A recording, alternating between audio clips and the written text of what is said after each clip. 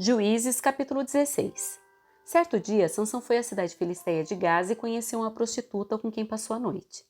Logo correu a notícia de que Sansão estava lá, e os homens de Gaza se reuniram e esperaram a noite toda junto aos portões da cidade. Ficaram em silêncio a noite inteira, pois pensavam, quando o dia clarear, vamos matá-lo. Mas Sansão ficou deitado só até a meia-noite. Então levantou-se, agarrou os portões da cidade com os dois batentes e os ergueu, junto com a tranca. Colocou-os sobre os ombros e os levou para o alto da colina que ficava em frente de Hebrom.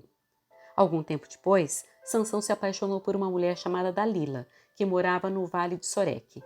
Os governantes dos filisteus foram vê-la e disseram: seduza Sansão para que ele lhe diga o que o torna tão forte como podemos dominá-lo e amarrá-lo sem que consiga se soltar.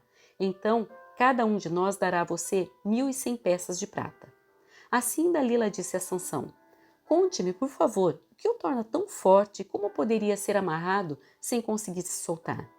Sansão respondeu: se eu fosse amarrado com 7 cordas de arco novas, ainda não secas, ficaria tão fraco como qualquer outro homem. Então os governantes filisteus levaram para Dalila 7 cordas de arco novas e ela amarrou Sansão. Ela havia escondido alguns homens num dos quartos interiores da casa e gritou: Sansão, os filisteus vieram atacá-lo. Mas Sansão arrebentou as cordas de arco de uma vez, como se rompe um pedaço de barbante queimado, e não descobriram o segredo de sua força. Mais tarde, Dalila disse a Sansão: você zombou de mim e mentiu. Agora conte-me, por favor, como poderia ser amarrado. Sansão respondeu: se eu fosse amarrado firmemente com cordas novas em folha, que nunca foram usadas, ficaria tão fraco como qualquer outro homem. Assim, Dalila pegou cordas novas e o amarrou com elas. Os homens estavam escondidos no quarto interior como antes, e de novo Dalila gritou: Sansão, os filisteus vieram atacá-lo. Mais uma vez, porém, Sansão arrebentou as cordas em seus braços como se fossem fios. Então Dalila disse: você zombou de mim e mentiu. Agora conte-me, por favor, como poderia ser amarrado. Sansão respondeu: se você tecesse as 7 tranças de meu cabelo no pano de seu tear e o prendesse com um pino do tear, eu ficaria tão fraco como qualquer outro homem. Enquanto Sansão dormia, Dalila teceu as 7 tranças do cabelo dele no pano. Depois, prendeu-o com o pino do tear. De novo ela gritou: Sansão, os filisteus vieram atacá-lo. Mas Sansão acordou e soltou de uma vez o cabelo do tear e do pano. Então Dalila disse: como você pode dizer que me ama se não me conta seus segredos? Zombou de mim 3 vezes e ainda não me disse o que o torna tão forte. Todos os dias ela o atormentava com sua importunação, até ele não suportar mais. Por fim, contou-lhe seu segredo. Meu cabelo nunca foi cortado, pois fui consagrado a Deus como nazireu desde o nascimento. Se minha cabeça fosse raspada, eu perderia as forças e ficaria tão fraco como qualquer outro homem. Dalila percebeu que, finalmente, Sansão havia lhe contado a verdade e mandou chamar os governantes filisteus. Venham mais uma vez, disse ela.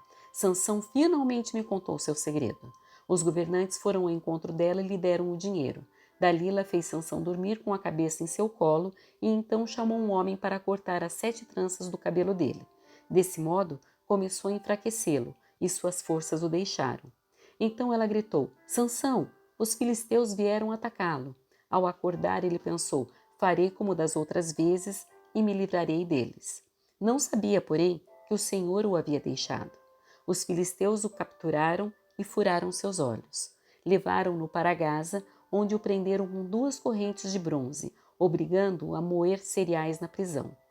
Não demorou muito, porém, e seu cabelo começou a crescer de novo.